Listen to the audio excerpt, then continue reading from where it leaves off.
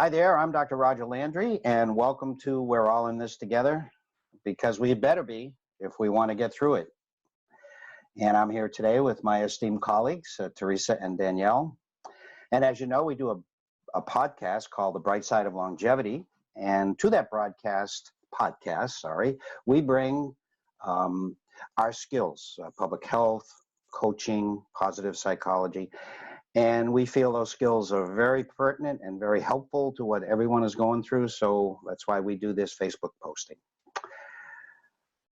Let's face it, we're all experiencing loss here, aren't we? Loss of some of us may even say some of our freedoms and rituals and pleasures and all those things that we took for granted. And we're feeling that. And loss, although it's absolutely, you cannot take it away from just being alive. Loss is an essential component of living. And as we live through our lives, through our lifespan, we experience loss, but that doesn't make it any easier. But the point is, particularly with aging, when we talk about aging, but certainly with this, is that it doesn't all have to be about loss. Certainly there are things that have been there, but we can still grow, we can gain, we can be very positive, and we can be gaining lots of things. And if you get a little negative, you get a little, maybe you're a little petulant or you're complaining about the losses that you've had, be easy on yourself. I'm going to give you a little pat on the back in the sense that this is normal. So our ancestors, we have a negativity bias that we inherited from our ancestors. And it came because if one of our ancestors walking down a path, there was a brown thing in the grass, it was much better if he thought that was a lion than he just assumed it was a rock. You know what I mean? So you make the mistake. And so we tend to focus on the negative. And if we hear something negative, we tend to ruminate on that much more than something positive. It's just the nature of things. So it's okay that you have this, but you don't have to live that way. It's not healthy, it's not pleasant, and it's not good for those around you. And I have two colleagues going to help you with that. So, Teresa. You know, there's so much scarcity, and I guess there's nothing like a pandemic to spark feelings of scarcity. So I've been thinking a lot about scarcity versus abundance and that mindset. So as we know, there's scarcity of access to food, to hand sanitizer, to soap, to the, like, basic things. Toilet paper. Toilet paper. Not really. There's so much information out there, but I feel like there's scarcity of the valid, really helpful to us information. Scarcity of money as we watch the stock market do its thing, just the economic fallout.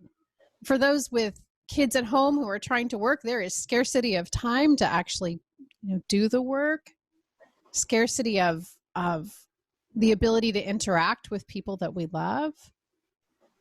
Scarcity of even time to serve all the people that we want to serve. And for some, there's scarcity of work. There's just not the work. And it's, so there's so many circumstances that can put us into this scarcity mindset. And it's easy to think that it is those very circumstances that directly cause our sense of scarcity, but actually feelings of scarcity or abundance or any other feeling is something that we create in our minds, which is really good news. There's this protective shield between our circumstances and how we feel. And that protective shield is our thoughts, which is our superpower. It's really good news. So we can feel scarcity only if we choose to think thoughts that produce feelings of scarcity, or we can choose other thoughts that still feel true to us, but create a different feeling altogether. Here's an interesting example. Did you guys know that General Electric, General Motors, IBM, Disney, HP, Hyatt, Trader Joe's, FedEx, and Microsoft, they all have one thing in common. Do you know what it is? No. They're big. They are big, and they all started during a recession. Wow. Really? I didn't know that either. And here's another one. Facebook and Google were both launched right before economic meltdowns. So my point is that those leaders saw opportunity when a lot of others were spinning in that scarcity mindset. And we can choose that for ourselves too. So two things to consider. what if this pandemic and all that that means were just like a weight that we could lift in the gym? It's heavy, of course, but it serves a purpose if we choose to pick it up. Makes us stronger. It's a good way to think of any challenge. And another thought, if we can keep the long term in mind, then we can see this as truly just a blip in time, even an opportunity to better manage our minds and to think thoughts that serve us. So our brains certainly can spiral on scarcity, and they often do. That's the nature of human brains, as you said, Dr. Roger. Keep us safe.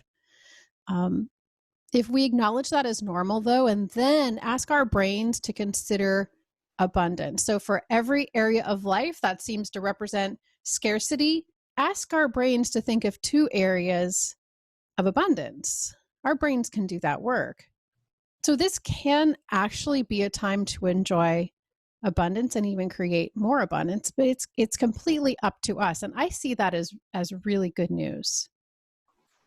Wow, that's fantastic.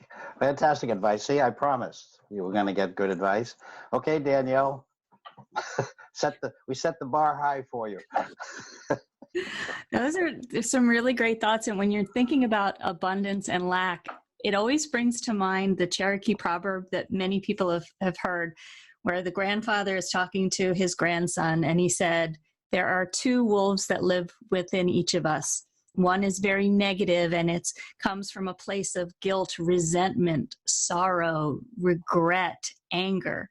And then there's the positive wolf that comes from joy and peace and empathy and compassion. And the young grandson says, well, which one wins? And he says, the one you feed. So which wolf are you going to feed? If you're feeding something about a lack, you're not going to necessarily get the results you want. And from a financial perspective, negative emotions are coming from that negative wolf makes us hyper-focus and limit our choices. So think being chased by a tiger, you don't care what else is going on around you except getting away. So you're really narrowing your focus. But if the tiger is money, then you're really narrowing what you can do and the options that may be presented to you. So how that can negatively spiral is your risks. You're not willing to take risks. So in other words, you might not invest. You might not spend money to go to school that might help you make more money in the long run.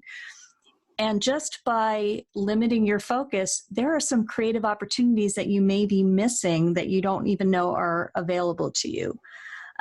So right now, I know a lot of people that I've spoken with kind of regret not having more money in savings. Well, regret is not going to help us with where we are at this moment. So what I would suggest to them, and actually I've started doing more for myself, is what can we do going forward? How can we analyze how we're spending and how we're saving and use this as an opportunity to make some better choices? And the last thing, Roger, to your point about negativity, we tend to focus on the negative 2.5 times more than we do the positive.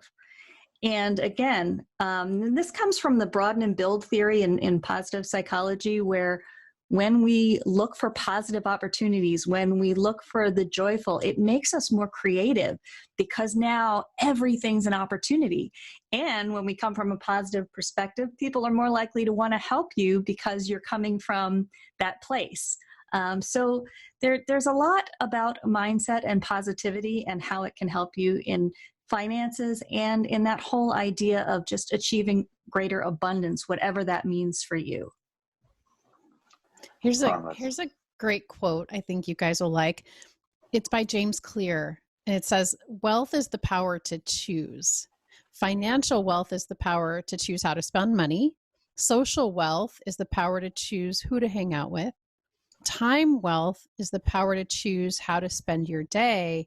Mental wealth is the power to choose how to spend your attention. I think that's what we're talking about. Whoa. Very, very powerful. I'm humbled by both of you. You have such fantastic advice for our listeners. I think we should close there. Thank you both very much. It's a pleasure working with you. Let's take that breath.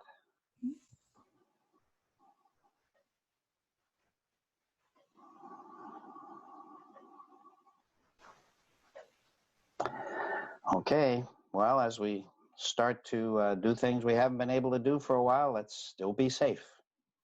Thank you.